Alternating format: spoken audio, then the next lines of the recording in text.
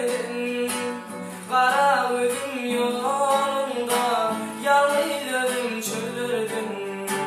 Ayın kavan yazini, gülüm kavan yazini, kavan yaren kara gözüm ilerden.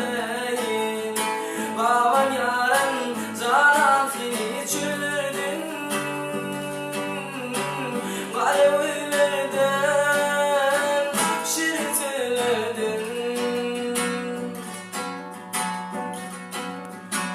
sana düşmadan odar, yine düzdüm min kadar, yüreğimdeki kalan.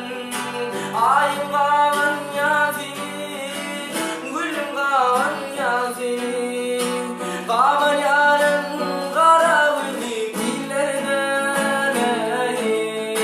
Kavan yaren canan seni çöllerdin,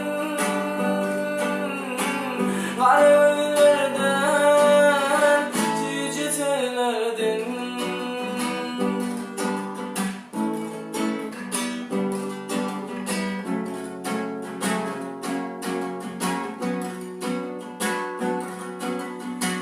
gözündeki boşanar, bolay sana bana yar, min uğrumda intidar.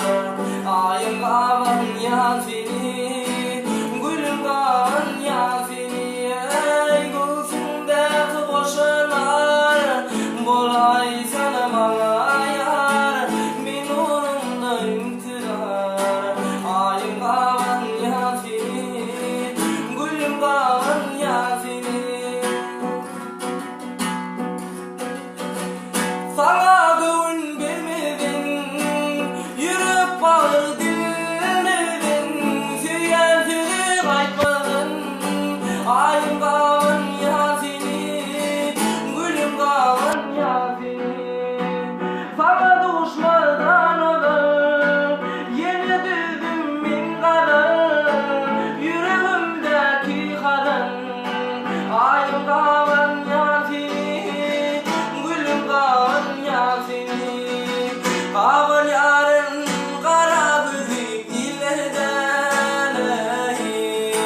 Kavan yaren canan seni çöllerdin, illerden.